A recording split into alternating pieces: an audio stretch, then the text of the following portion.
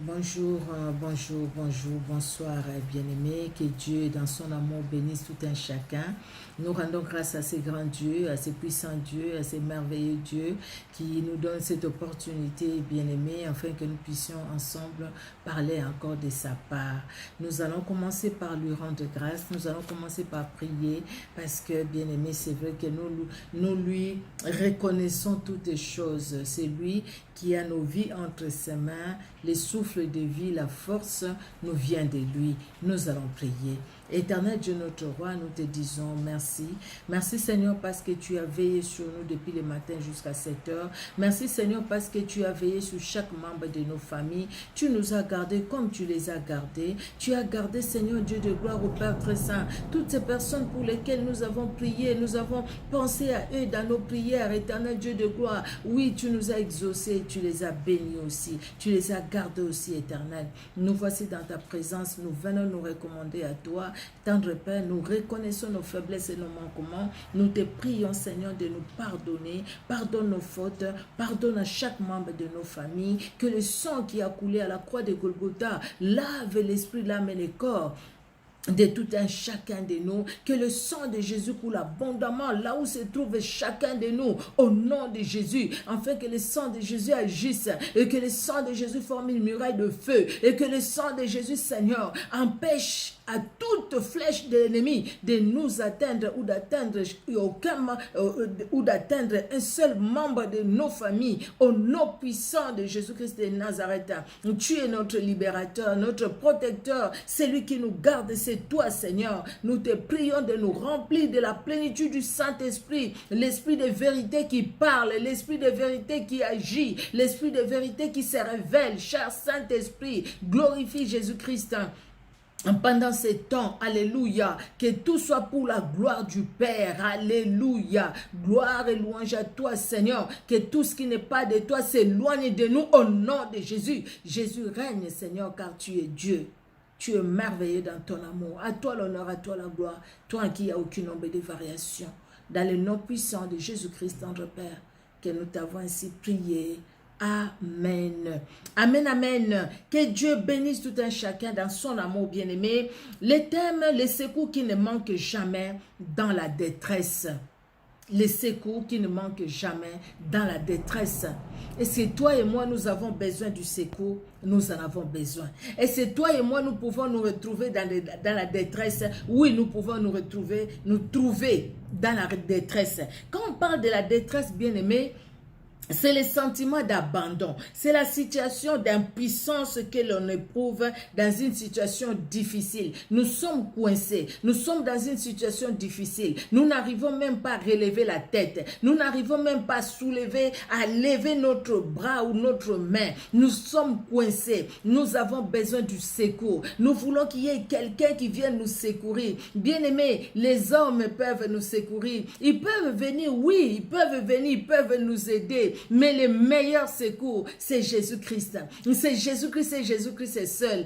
Une sœur chez moi chantait Loboko na Yahweh et Koma Kabisika Loboko na Mote Koma Rate. Là où la main humaine ne peut même pas aller pour nous sauver, pour nous libérer, mais la main de Dieu arrivera et la main de Dieu nous libérera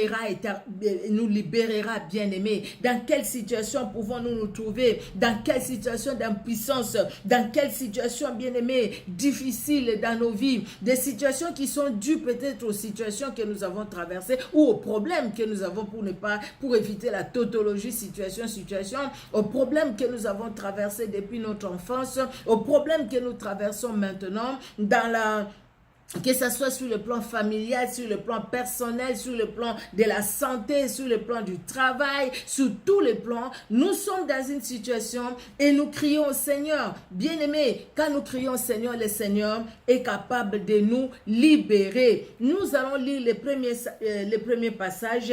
C'est dans les psaumes 46, c'est là où j'ai tiré, bien-aimés, ces thèmes. Les psaumes 46, la Bible nous dit, les psaumes 46, les premiers versets.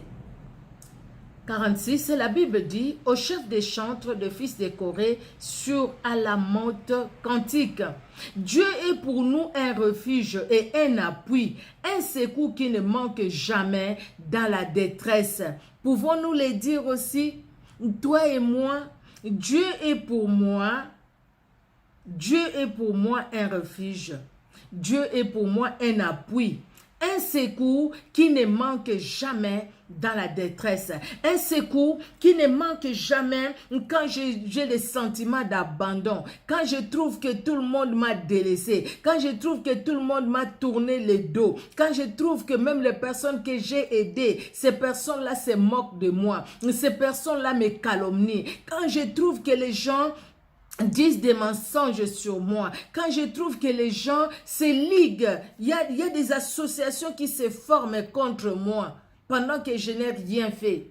Il y a des gens qui me haïssent par procuration parce que tout simplement son ami ne m'aime pas, lui aussi ne m'aime pas.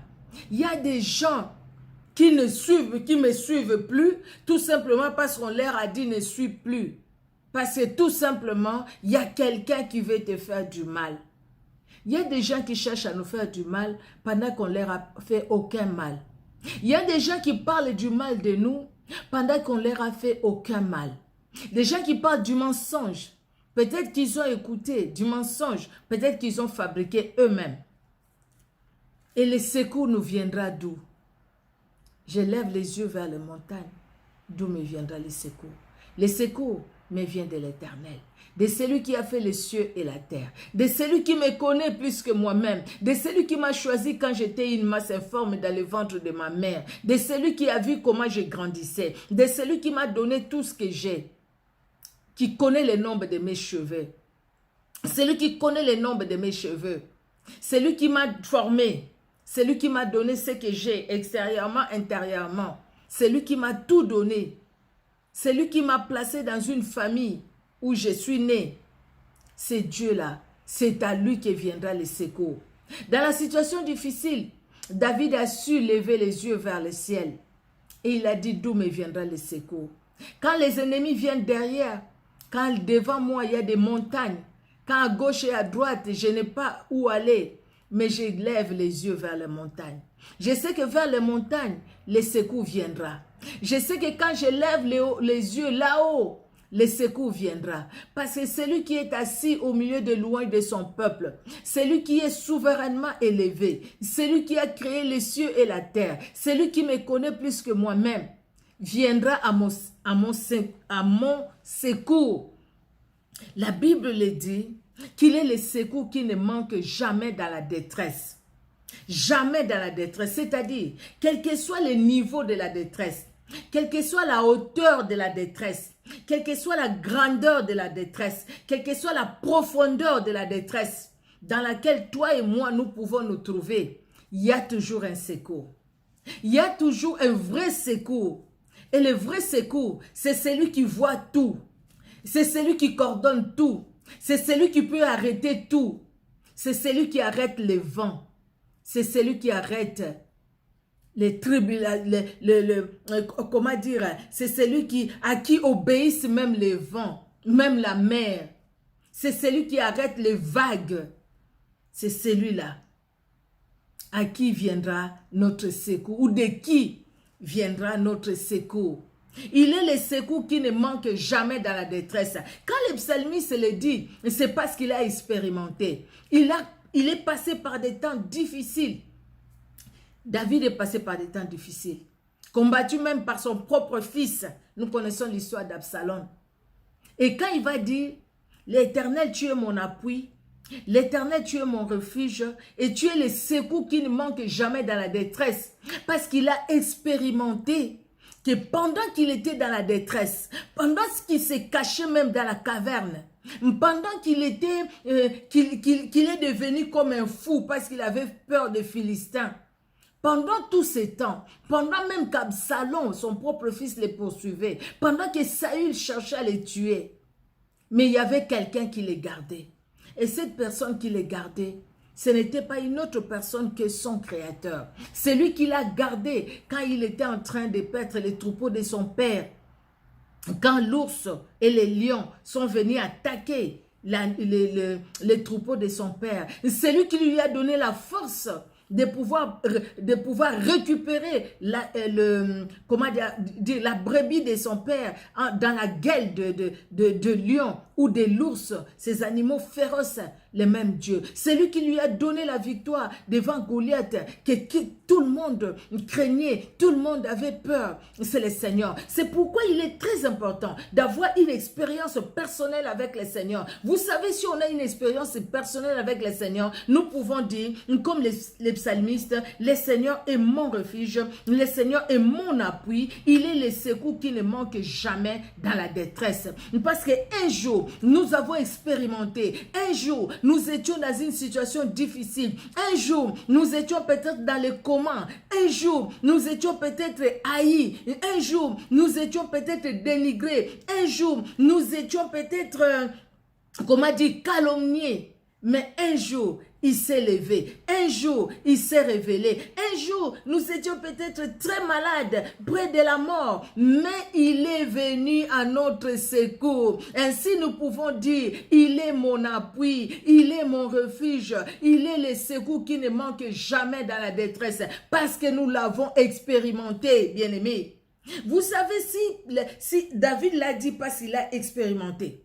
La personne qui n'a pas expérimenté la main de Dieu, les secours de Dieu, même quand vous lui parlez du secours de Dieu, c'est comme si juste c'est une histoire qu'on lui raconte. Mais celui qui a expérimenté les secours de Dieu, comme vous, je l'espère, vous expérimentez les secours de Dieu, bien-aimé, vous les dites avec conviction parce que vous savez ce que le Seigneur a fait dans votre vie. Amen. N'est-ce pas? Parce que vous savez ce que Dieu a accompli. Parce que vous savez là où Dieu vous a tiré. Parce que vous savez quand vous étiez très malade, peut-être dans votre enfance, les parents vous ont raconté. Mais Dieu est intervenu. Pendant même que nous ne les connaissions pas, le Seigneur est intervenu plusieurs fois dans notre vie. Pendant que nous ne les connaissions pas, peut-être la famille ne les connaissait pas, mais on voit quelque part, dans cette situation, il y a une main puissante qui est venue intervenir. Nous dormons sans savoir ce qui se passe tout autour de nous. J'aime à le dire régulièrement, bien-aimé, mais lui, il veille sur nous. Il veille sur nous, il nous garde et il nous protège. N'est-ce pas merveilleux? N'est-ce pas merveilleux ce que Dieu fait dans nos vies, bien-aimés? Alléluia! Regardez cette histoire.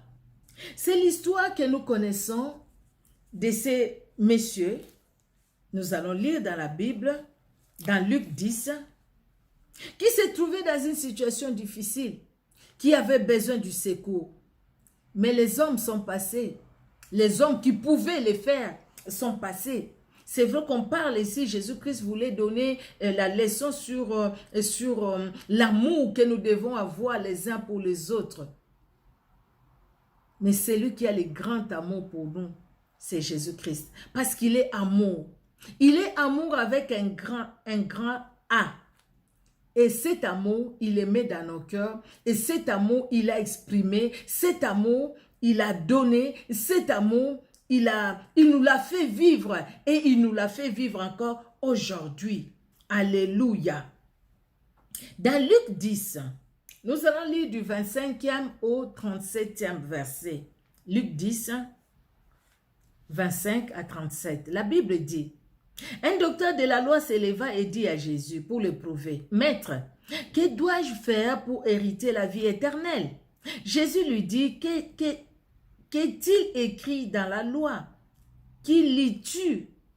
Il répondit, tu aimeras le Seigneur ton Dieu de tout ton cœur, de toute ton âme, de toute ta force, de toute ta pensée et ton prochain comme toi-même. Tu as bien répondu, lui dit Jésus, fais cela et tu vivras. Mais lui voulant se justifier, dit à Jésus, et qui est mon prochain? Jésus reprit la parole et dit, un homme descendait de Jérusalem à Jéricho, il tomba au milieu de brigands qui les dépouillèrent, les chargèrent des coups et s'en allèrent, les laissant à demi-morts. Un sacrificateur qui par hasard descendait par les mêmes chemins, ayant vu cet homme passant outre. Un lévite qui arriva aussi dans ces lieux, l'ayant vu passa outre. Mais un samaritain qui voyageait étant venu là, fut ému de compassion lorsqu'il les vit. il s'approcha et bandant ses plaies, en y versant de l'huile et du vin. Puis il les mit sur sa propre monture, les conduisit à une hôtellerie et prit soin de lui. Le lendemain, il tira 2 deniers, les donna à l'hôte et dit: aie soin de lui, et ce que tu dépenseras de plus, je te les rendrai à mon retour. Lequel de ces 3 te semble avoir été le prochain de celui qui était tombé au milieu des brigands? C'est celui qui a exercé la miséricorde envers lui, répondit le docteur de la loi. Et Jésus lui dit: va, et toi, fais de même. Bien-aimé, là, Jésus-Christ donne cette parabole pour montrer l'amour que nous devons avoir. Aime l'Éternel ton Dieu, aime aussi ton prochain comme toi-même. Il nous montre ce monsieur qui est tombé dans une situation difficile parce qu'il a été tapé par les brigands, il était presque mourant et laissé au bord du chemin et laissé là, abandonné même. Bien-aimé, il n'y a pas de brigands qui cherchent à saccager ta vie, ma vie. Il n'y a pas de brigands qui volent ce que nous avons. Là, ces messieurs, ils ont volé sa santé. Là, ces messieurs, ils ont volé sa liberté. Parce que là, ils ne pouvaient même plus se déplacer. Il était là au bord du chemin. Il y a des situations qui peuvent nous placer au bord du chemin. Il y a des situations qui peuvent nous empêcher d'avancer. Et nous sommes là. Nous cherchons du secours. Parce que nous-mêmes, nous ne pouvons même pas nous relever. Nous sommes là, au fait, on a tellement reçu de coups. Des brigands, des voleurs, tellement de coups dans la santé, des coups dans la famille, des coups dans le travail, des coups, les épreuves qui s'accumulent. La maladie qui est là, dans des situations difficiles, la sorcellerie de la famille, des choses mauvaises, l'occultisme même dans nos immeubles, là où nous pouvons travailler aussi, bien aimé. Et tout ça, c'est des coups. Tu es là, calmement dans ton bureau, tu es là, calmement sur ton lieu du travail. Pendant que tu es là, pendant que tu te donnes à travailler, il y a des gens qui te jettent des flèches. Et quelque part, c'est des coups qu'ils te lancent. Ils te jettent des flèches. Et dans ces flèches-là, si toi, tu n'es pas préparé, bien-aimé, tu peux les sentir. Tu retournes chez toi, des fois, tu peux dire, j'ai vraiment des maux de tête. Vraiment, je sens que j'ai été envoûté. Je sens que je suis attaqué. Les attaques, des fois, nous les ressentons. Le Seigneur les permet. Et même quand nous sommes dans ces attaques, et même quand nous sommes dans des situations difficiles, et même quand nous sommes abattus, par les problèmes dans nos vies, par des problèmes, des situations que notre famille traverse, les problèmes de la mort dans la famille, des situations où les choses n'avancent pas dans la famille, nous voyons qu'il y a telle personne, les frères, la sœur, qui n'avancent pas, tel est malade, quelque part nous sommes comme des gens qui prennent des coups, vu la situation dans laquelle se trouve la famille, ou vu la situation dans laquelle on se retrouve soi-même. C'est comme des gens qui ont reçu des coups et maintenant on est abattu, on est assis au bord du chemin, on cherche du secours parce que quelque part on a reçu des coups. La Bible nous dit dans Jean 10, les voleurs ne viennent que pour dérober. Quand il vient, il dérobe. Quand il vient, il détruit. Quand il vient, il égorge. Quand il va t'égorger, quand tu n'as pas Christ, il t'égorge, bien-aimé, tu vas te sentir fatigué et tu peux même mourir. Quand il vient voler, il va te prendre ce que tu avais de précieux. Il va te prendre la santé, il va te prendre la maternité, il va te prendre l'intelligence, il va te prendre les études, il va te prendre le mariage, il va te prendre le travail et tu te retrouves dans le chômage, et tu te retrouves dans la stérilité, et tu te retrouves dans le célibat, et tu te retrouves dans le divorce, et tu te retrouves dans toutes ces choses. C'est comme cet homme qui a été vraiment, qui a été vraiment battu par les brigands. C'est comme cet homme qui a été laissé comme mort au bord du chemin. Cet homme qui a été laissé comme mort. Vous voyez cet homme, il avait même la force de se lever. Il pouvait aller se faire soigner lui-même. Non, il n'avait pas la force. Et Jésus-Christ, là, il parle vraiment de l'amour. Il parle de l'amour. Mais nous voyons le premier aspect où cet homme a été tapé, laissé comme mort par les brigands. C'est ce que la Bible nous dit, hein. Les versets 10 à partir de... et l'homme qui descendait de Jérusalem à Jéricho, il est tombé au milieu des brigands qui les dépouillèrent, les chargea des coups et s'en allèrent. Ils les dépouillèrent. L'ennemi, lui, le voleur ne vient que pour dérober, pour détruire, pour égorger, pour tuer. Il ne vient que pour ça. L'ennemi est venu. Il a dépouillé cet homme. Ils l'ont dépouillé de tout ce qu'il avait. Bien-aimé, quand nous ne connaissions pas le Seigneur, n'est-ce pas que l'ennemi nous a dépouillés de tout? Aujourd'hui que nous sommes dans le Seigneur, l'ennemi peut-être il ne viendra pas nous dépouiller parce que le Saint-Esprit nous fait voir les choses.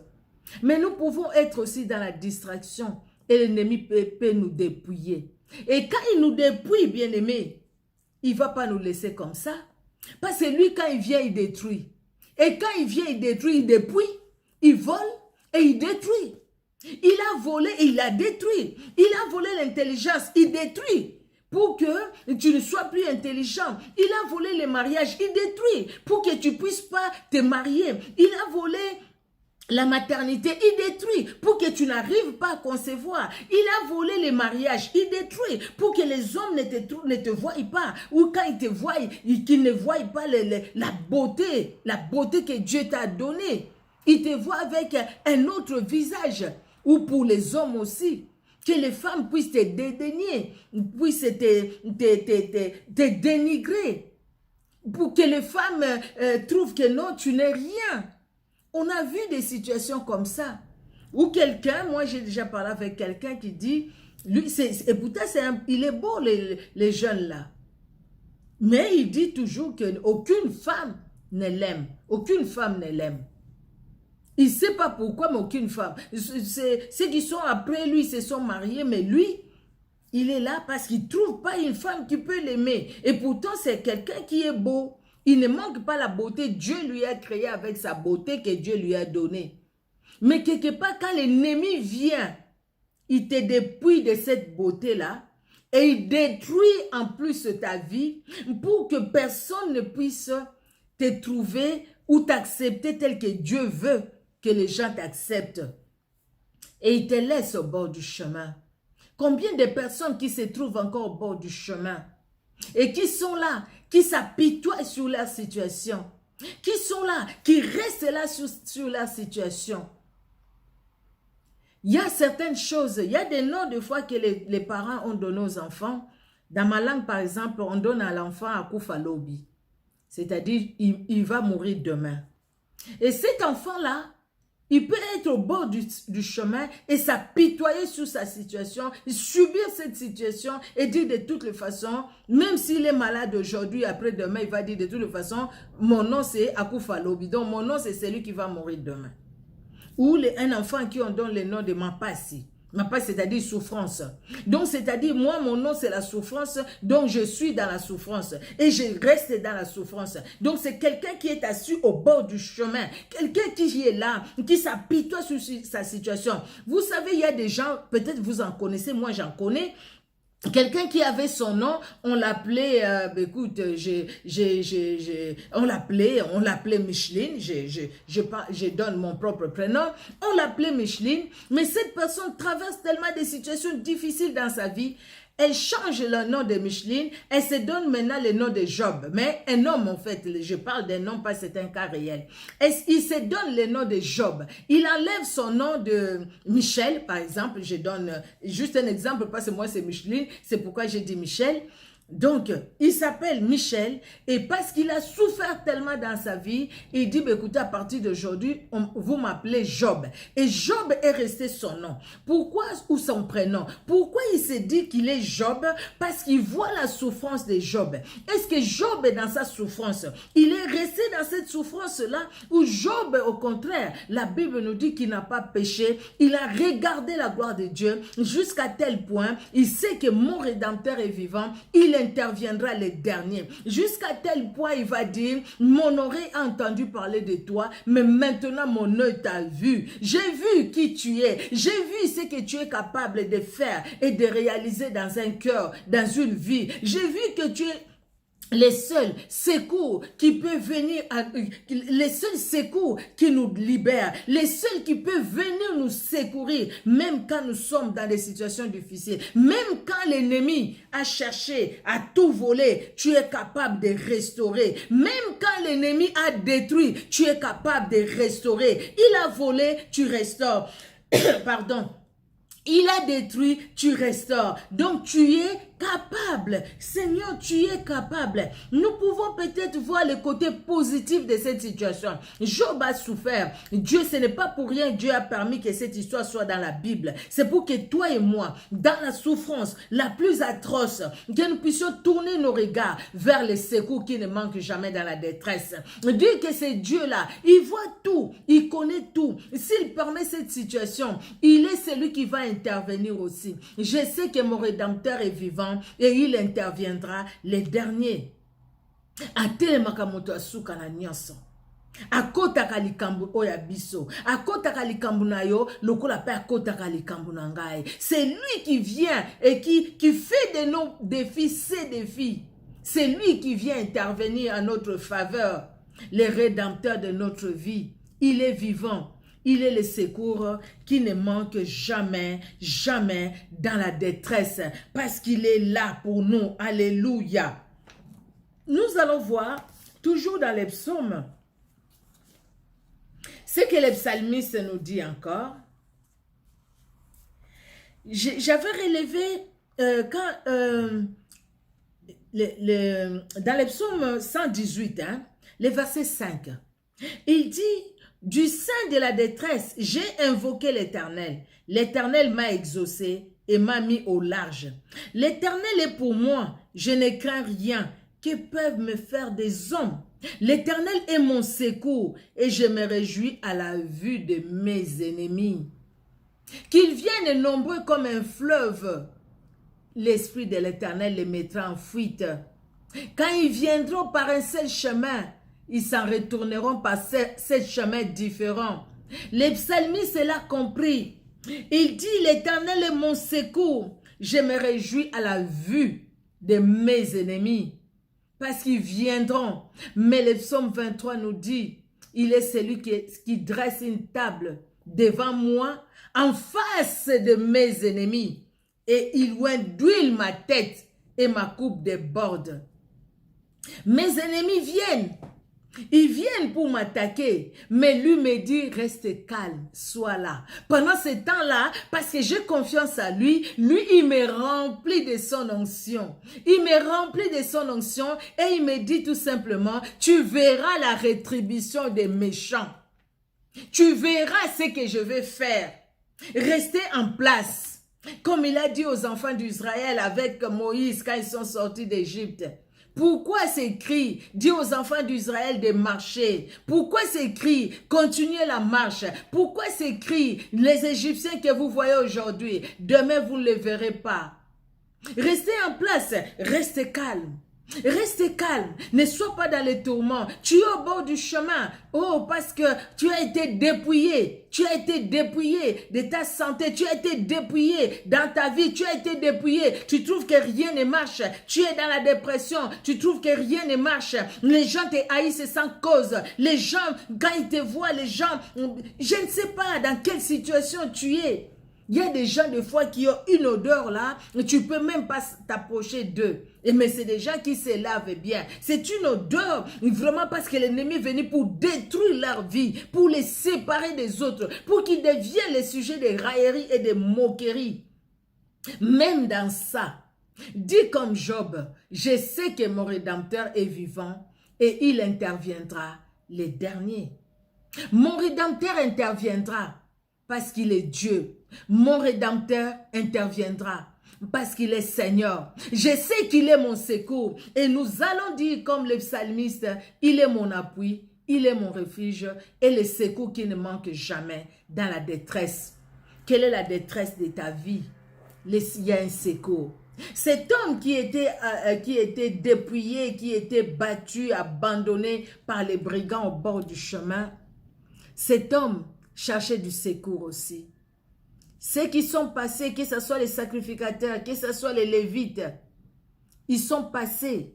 Ça, c'est un autre enseignement, c'est une autre prédication, si je peux dire ainsi.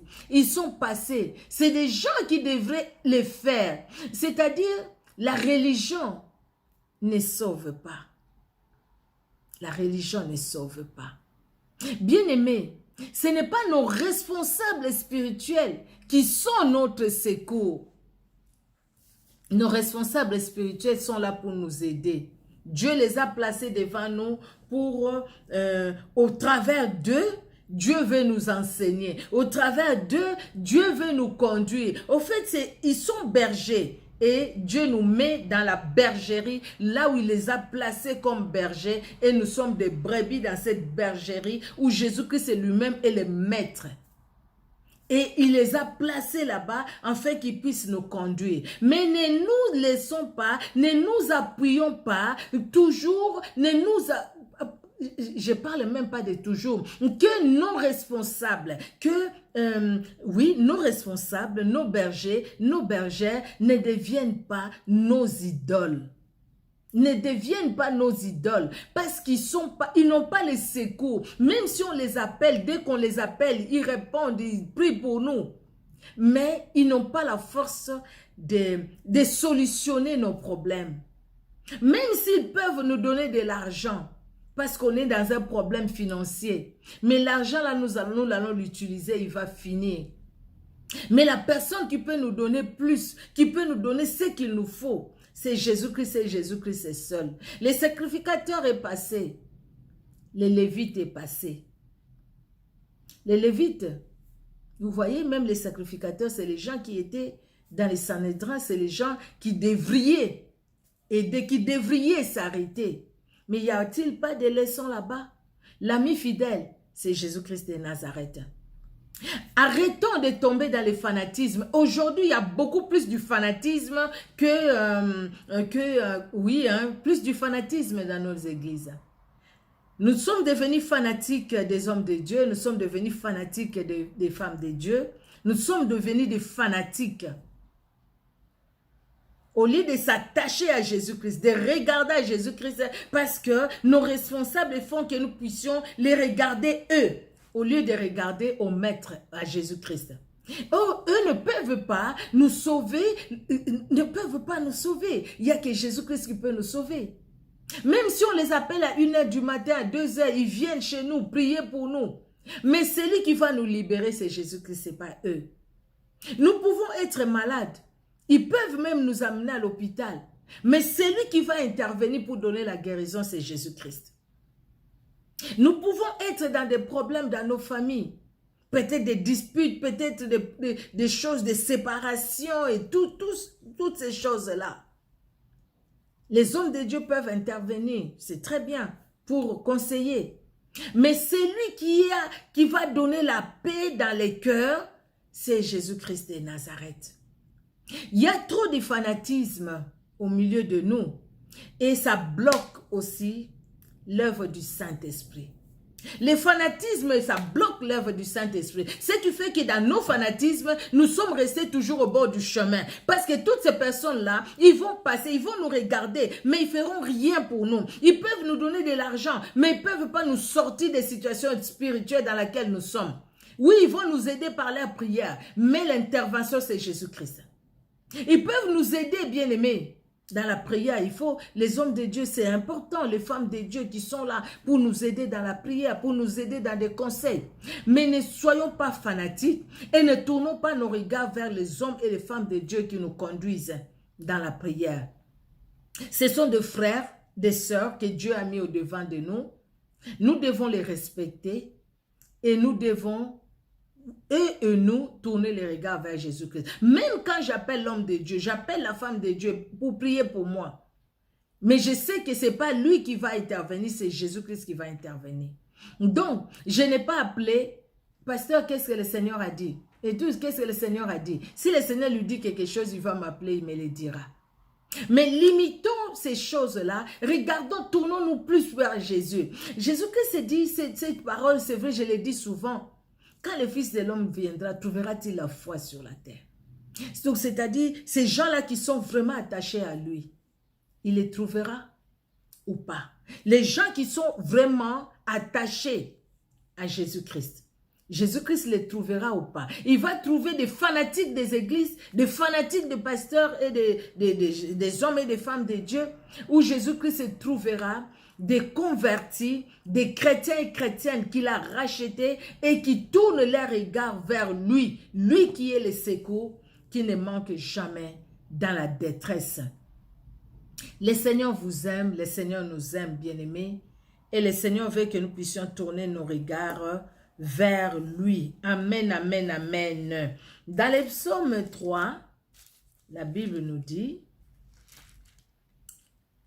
alors, dans le psaume 3, le psaume 3, 2 versets 4 et 9, même dans le psaume 118 que nous venons de lire, le verset 17, c'est David qui dit, non, je ne mourrai pas, je vivrai. Je raconterai les œuvres de l'Éternel. Je vais raconter tout ce que le Seigneur a fait dans ma vie. Je vais raconter tout ce que Dieu a accompli dans ma vie. Je vais le dire tout haut.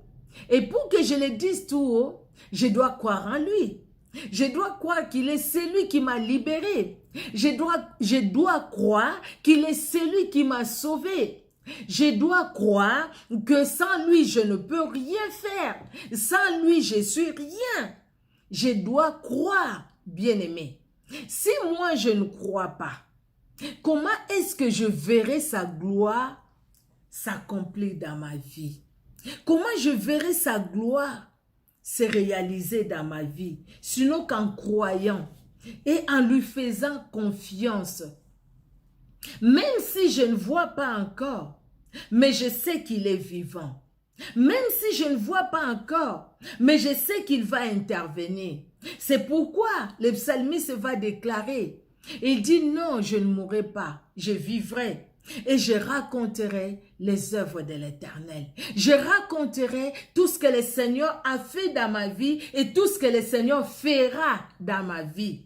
Je raconterai cela parce que le Seigneur agira et le Seigneur va agir et le Seigneur se manifestera et le Seigneur va se manifester.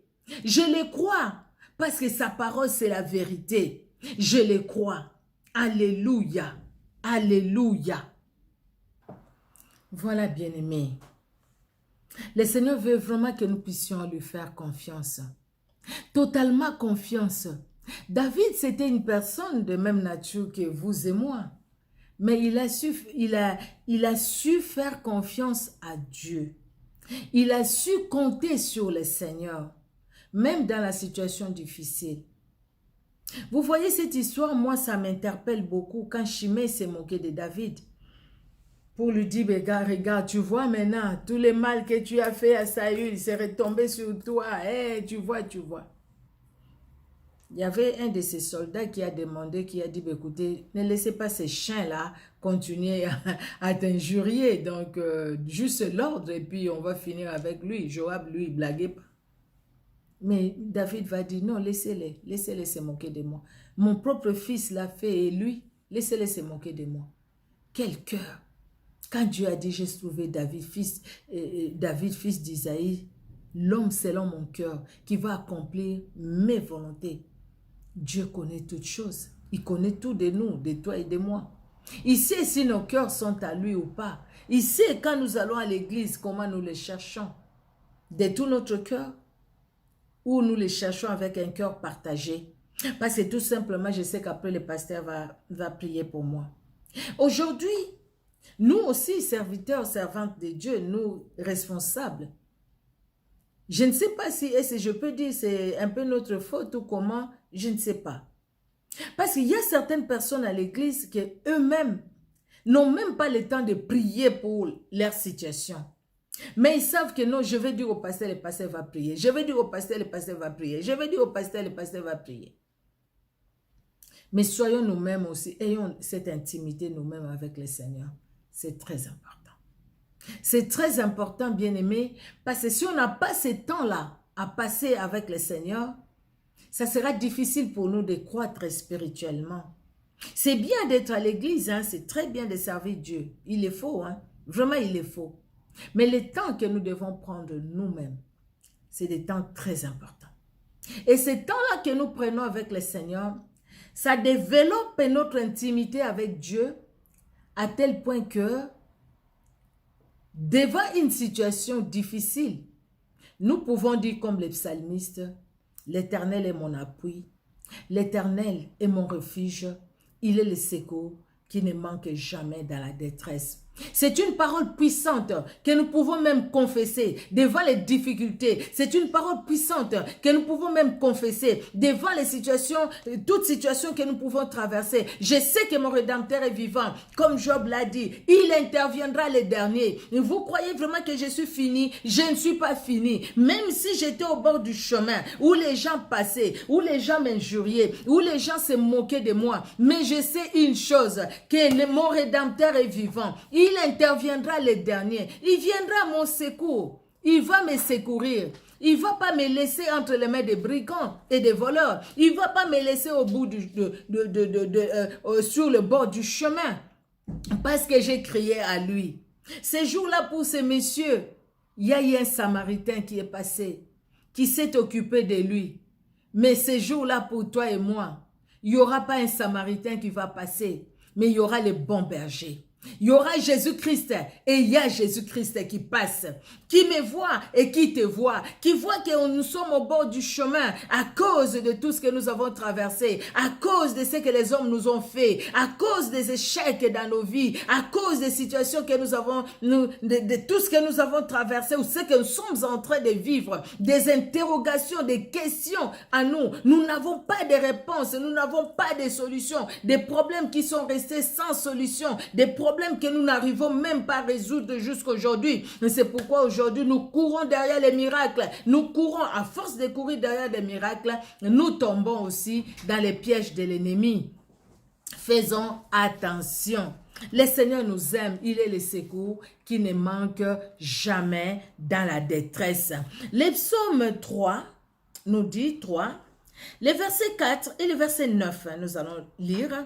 Le verset 4 nous dit, « Mais toi, ô Éternel, tu es mon bouclier, tu es ma gloire, et tu relèves ma tête. » Alléluia. Le verset 9 nous dit, « Le salut est auprès de l'Éternel, que ta bénédiction soit sur ton peuple. » Le salut ne se trouve pas auprès d'un homme, mais auprès de l'Éternel. C'est lui qui nous donne le salut. Parce qu'il nous connaît. Quand les voleurs viennent pour dérober, détruire, égorger et tout, lui vient pour donner la vie à ces brebis que nous sommes. Et cette vie, la Bible nous dit, pour que nous l'ayons en abondance. Alléluia. Regardons le psaume 23 encore. Devant nos ennemis, il dresse une table. En face de nos adversaires. Et qu'est-ce qu'il fait? Il huile nos têtes et la coupe déborde. Pendant que l'ennemi nous attaque, lui, il nous remplit de lui. Il nous remplit de son onction. Il nous conduit encore plus haut. Il nous montre sa gloire. Il nous fait voir sa gloire. Il nous amène à comprendre que c'est lui notre secours. Nous n'avons pas un autre secours. Le secours qui intervient pendant que nous ne pensions même pas. Le secours qui intervient pendant qu'on était là, on ne savait même pas par où entrer, par où commencer. Il y a un frère chez moi qui a chanté, j'aime beaucoup. C'est un homme de Dieu que je respecte beaucoup. Et j'aime beaucoup aussi ses chansons. Ata bakangi gauche, bakangi droite. Esika ya kokotela ya kolekela nga na oto yebite. Mais lokola mu pepe Yesu Kristo akoya. Alongoli nyonso. Ako isi nyonso. Yesu Kristo atalisi biso nzela. Yesu Kristo a relevé biso. Même si nous nous voyons entre les quatre murs comme Jérémie, dans Lamentation de Jérémie, même si nous trouvons que non, tout autour de nous, il n'y a aucun secours, mais Dieu ouvrira toujours une porte. Et nous pouvons dire comme Jérémie, il y a une chose que je repasse dans mon cœur, que les bontés de l'Éternel ne sont jamais épuisées. Il les renouvelle chaque matin, même quand nous sommes au bord du chemin. Dieu enverra son secours. Parce qu'il viendra lui-même. Il nous saisira par sa main. Il nous relèvera. Relève-toi. Toi qui te dis, écoutez, où est-ce que je vais encore aller? Qu'est-ce que je peux faire? Mes parents m'ont lié par les noms qu'ils m'ont donnés. Tu es au bord du chemin. Ces noms-là, tu peux les porter et ne plus porter la malédiction qui est derrière les noms que tu portes. Les problèmes, ce n'est pas tout simplement de changer les noms que tes parents t'ont donnés, mais les problèmes, c'est de changer les effets de ces noms-là sur ta vie. Toi, tu crois que c'est fini pour toi parce que les hommes ont parlé. L'oncle a parlé, la tante a parlé. La tante et l'oncle, quels que soient les degrés de la sorcellerie qu'ils ont. Mais regarde à l'œuvre de Golgotha. À la croix de Golgotha, Jésus-Christ a vaincu. Il a vaincu, il a dépouillé les autorités, les dominations. Il les a livrés publiquement en spectacle en triomphant d'elle par la croix. À la croix de Golgotha, Jésus-Christ a donné la victoire. Il m'a donné la victoire. Regardons à l'œuvre de la croix. Quand nous regardons à l'œuvre de la croix, voyez dans Colossiens 2 de 13 à 15, quand nous regardons à l'œuvre de la croix bien-aimée, nous pouvons dire comme le psalmiste, l'Éternel est mon appui, il est mon refuge, il est le secours qui ne manque jamais dans la détresse. Le Seigneur peut les laisser, ils viennent, quelque part, ils viennent, ils attaquent, ils envoient des flèches et tout. Le Seigneur les regarde. Vous croyez que Dieu ne les voit pas? Dieu les voit. Il n'a pas vu quand Pharaon faisait tout ce qu'il faisait là contre les enfants d'Israël. Il a vu. Mais il y a eu un jour où il est descendu. Il est descendu. Moïse est allé. Et quand Moïse est allé avec Aaron, nous savons, nous connaissons l'histoire bien aimée. Ce que Moïse faisait, les enchantements de Pharaon aussi les faisaient. Mais Dieu montrait à Moïse toujours sa puissance, sa toute puissance qui est au-dessus de la puissance de la sorcellerie des enchantements. Mais quand Dieu a mis un stop aux enchantements, à la sorcellerie, Dieu a mis un stop. Ce que Dieu a fait par Moïse, les enchantements n'ont pas fait ça. Ils n'ont pas pu le faire. Ils n'ont pas pu le faire. Quand Dieu a dit que tous les premiers-nés des Égyptiens à partir de Pharaon vont mourir, avant que Pharaon accepte de libérer les enfants d'Israël, et ils sont morts. Mais qu'est-ce que ces enchantements ont fait? Ils ont ressuscité ces enfants-là? Non, parce que Dieu a les derniers mots. Voyons l'histoire de la Bible et voyons que Dieu a les derniers mots. Bien-aimés, nous ne les disons pas pour le plaisir de les dire, mais c'est ce que nous devons vivre. Nous devons vivre cet attachement à Jésus-Christ. Nous devons vivre confesser la gloire de Jésus. C'est dire, écoutez, même si je trouve devant moi que toutes les portes sont fermées, mais je sais qu'il y a une porte qui s'ouvrira. Les jours où Dieu lui-même va décider, selon son plan. Mon temps n'est pas le temps de Dieu. Ma façon de voir les choses, ce n'est pas la façon de voir les choses de Dieu. Donc, c'est lui qui a les derniers mots. Il va agir. Il y a un jour sonnera. Et ce jour-là, c'est le jour où le Seigneur dira stop. Et même ces sorciers-là qui te retenaient, ils vont plus te retenir. Parce que Dieu dira stop. Même ces sorciers-là, ils n'arriveront plus. Même si leurs paroles t'atteignaient toujours, ne t'atteindront plus. Parce que nous avions su faire confiance à ces grands dieux, à ces puissants dieux, à ces glorieux dieux. Le salut est auprès de l'Éternel. Que ta bénédiction soit sur ton peuple. Que la bénédiction de l'Éternel soit sur toi, mon frère. Que la bénédiction de l'Éternel soit sur moi, sur toi, ma soeur. Que la bénédiction de l'Éternel soit sur moi. Que la bénédiction de l'Éternel soit sur ta famille, mon frère. Que la bénédiction de l'Éternel soit sur ta famille, ma soeur. Que la bénédiction de l'Éternel soit sur ma famille. Que Dieu nous garde. Que Dieu nous protège dans son amour. Vraiment parce qu'il est celui qui veille sur nous. Alléluia, alléluia. Il est celui qui veille sur nous. Son amour est grand. Son amour est au-dessus de tout. L'amour de Jésus-Christ est incomparable. Il est celui qui nous aime. Il suffit au fait de réaliser, vous savez, les gens peuvent croire que nous sommes orgueilleux, nous sommes orgueilleuses, parce que tout simplement, nous confessons la grandeur de Jésus en dépit des problèmes difficiles que nous pouvons traverser. Les situations difficiles, nous les traversons. Vous voyez? Mais même dans ces situations difficiles-là, Nous ne nous laissons pas au bord du chemin. Nous ne restons pas là, mais nous relevons la tête. Nous appelons au secours, parce qu'il est le secours qui ne manque jamais dans la détresse. Qu'est-ce qu'il va faire? Il va nous répondre. Il est le secours qui ne manque jamais dans la détresse. Il va nous répondre. Vous voyez, le fait de croire à ça, au fait, le fait de dire, écoutez, je sais que tu es vivant et tu répondras, de faire comme même Jérémie a fait, je sais que, Seigneur, je repasse, quelle que soit ma situation, mais il y a une chose que je repasse dans ma tête, dans mon cœur, que tes bontés, tu les renouvelles chaque matin, ils ne sont pas épuisés. Tes bontés sont là. C'est-à-dire, il croit aussi, il croit directement que les bontés de l'Éternel agit dans sa vie. Il les croit, il les confesse. Bien-aimé, je crois dans mon cœur, je confesse de ma bouche et je crois. Pas juste confesser, mais croire du fond de cœur. C'est ça la foi.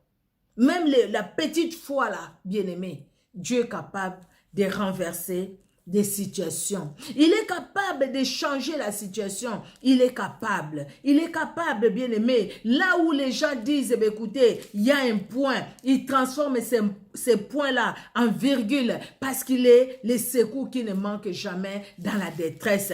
Parce qu'il est le secours qui ne manque jamais dans la détresse. Il est celui qui change aussi la situation de tout un chacun de nous. Il change ta situation, il change ma situation. Il change, bien aimé, il change. Nous avons soif de ces grands dieux. Nous avons soif de ces grands dieux. Alléluia. N'est-ce pas, bien-aimé, pour que nous puissions dire, comme le psalmiste l'a dit, Dieu est pour moi un refuge, il est pour moi un appui, il est le secours qui ne manque jamais dans la détresse. Le psaume 46, verset 1, vous pouvez le surligner dans votre Bible. Quand vous sentez vraiment que vous êtes abattu, découragé, confessez cela. Croyez que Dieu ne vous abandonnera jamais. Il ne vous délaissera point. La Bible dit, bien-aimé, croyez qu'il est votre appui, croyez qu'il est votre berger, croyez, il est dit, le psalmiste dans le psaume 23, il va ajouter vers la fin, il dit, le bonheur et la grâce m'accompagneront tous les jours de ma vie et j'habiterai dans la maison de l'Éternel jusqu'à la fin de mes jours. C'est-à-dire, rien ne me séparera de ton amour parce que j'ai compris qui tu es et moi je reste attaché à toi. Moi je reste attaché à toi parce que je sais que c'est toi qui es tout pour moi. Vous voyez, bien aimé, c'est très important. Alléluia, alléluia. Gloire à Jésus, gloire au Seigneur. Nous allons finir par ces passages, c'est ce que j'étais en train de chercher parce que je l'avais écrit aussi. Dans Jacques 5, les versets 10 et verset 11, la Bible nous dit, « Prenez mes frères pour modèle de souffrance et de patience les prophètes qui ont parlé au nom du Seigneur. Voici, nous disons, bienheureux ceux qui ont souffert patiemment. Vous avez entendu parler de la patience de Job et vous avez vu la fin que le Seigneur lui accorda, car le Seigneur est plein de miséricorde et de compassion. Vous avez entendu parler de la patience de Job et vous avez vu ce que le Seigneur a fait pour lui. Vous aviez vu ce que le Seigneur lui accorda, ce que Dieu lui a accordé. Dieu lui a accordé ce qu'il avait perdu. Il a perdu ses filles, Dieu lui a redonné des filles. Il a perdu ses garçons, Dieu lui a redonné les garçons. Il a perdu sa santé, Dieu lui a redonné sa santé. Il a perdu ses biens, Dieu lui a redonné plus que même ce qu'il avait avant. Tout ce qu'il avait perdu, Dieu lui a redonné, plus que même ce qu'il avait avant, parce qu'il a su compter sur le Seigneur, parce qu'il a déclaré que Dieu est son Rédempteur et qu'il interviendra les derniers. Même si maintenant, j'ai l'impression que non, je suis abandonné au bord du chemin. Depuis que la sorcellerie agit dans ma famille, je suis toujours dans ces liens-là. Mais Dieu est capable de me sortir. Dieu est capable de m'amener. Dieu est capable de laver ses plaies, de laver ma vie. Dieu est capable de me sanctifier. Dieu est capable de changer l'histoire de ma vie. pour que ce que j'avais perdu, que je puisse les récupérer. Parce qu'il est Dieu. Alléluia. Je sais que mon Rédempteur est vivant et il interviendra les derniers. Dieu, mon roi, Jésus-Christ, est mon appui. Il est mon refuge. Le secours qui ne manque jamais dans la détresse. Pas juste une confession, mais croire à cette parole qui est la vérité. Il est le secours qui ne manque jamais dans la détresse. Bien-aimé dans le Seigneur, notre Dieu merveilleux, il est bon, il est redoutable. Merci pour m'avoir écouté le Saint-Esprit par moi. Parce que le Saint-Esprit a déposé cette parole sur mon cœur. Et pendant que le Saint-Esprit dépose cette parole sur mon cœur, le Saint-Esprit me parle aussi à moi. Et le Saint-Esprit m'utilise que comme un instrument pour transmettre ce qu'il veut te transmettre à toi, mon frère, à toi, ma soeur. Afin que chacun de nous puissions réaliser cela.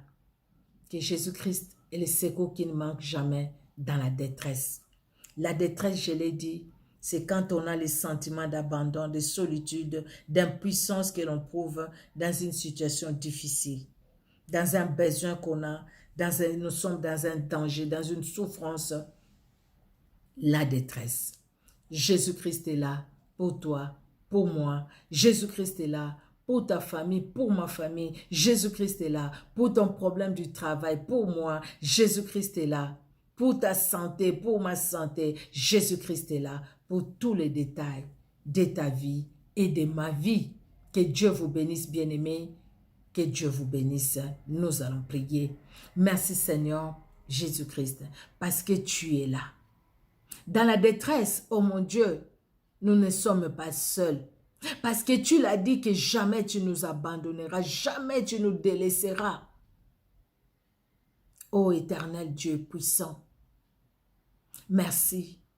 Parce que dans la Bible, il y a les bien-aimés. Oui, nous les disons bien-aimés. Oh Seigneur, parce qu'un jour, nous allons nous retrouver auprès de toi avec eux.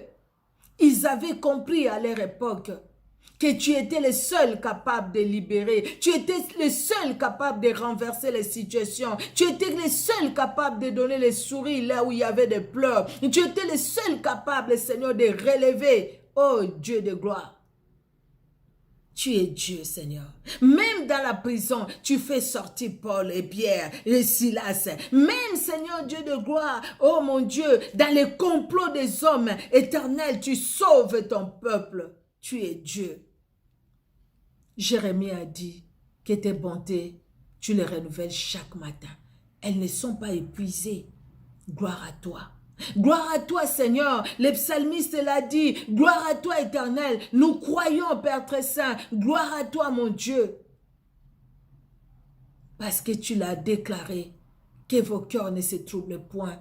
Tu parles aux disciples, comme tu nous parles aussi aujourd'hui. Nous qui sommes tes disciples, que nos cœurs ne se troublent point. Que nous puissions croire en toi. Parce que c'est toi qui es notre secours. Et le secours qui ne manque jamais dans la détresse, c'est toi, Seigneur. Tu savais qu'il y aura des détresses dans la vie.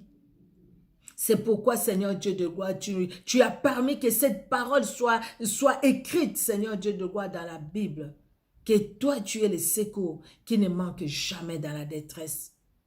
Nous voulons vivre cette parole et l'expérimenter, quelle que soit la situation dans laquelle chacun de nous se trouve. Merci, Père, parce que tu es celui qui nous garde. Dans le nom puissant de Jésus-Christ, que nous t'avons ainsi prié. Amen. Amen, amen, amen. Alléluia. Que Dieu dans son amour bénisse tout un chacun. Soyez richement bénis. Je vous aime, bien-aimés. Je vous aime. Je vous porte dans mon cœur. Je prie le Seigneur pour vous. Je l'espère que vous aussi, vous priez pour moi. Soyez richement bénis. Au revoir.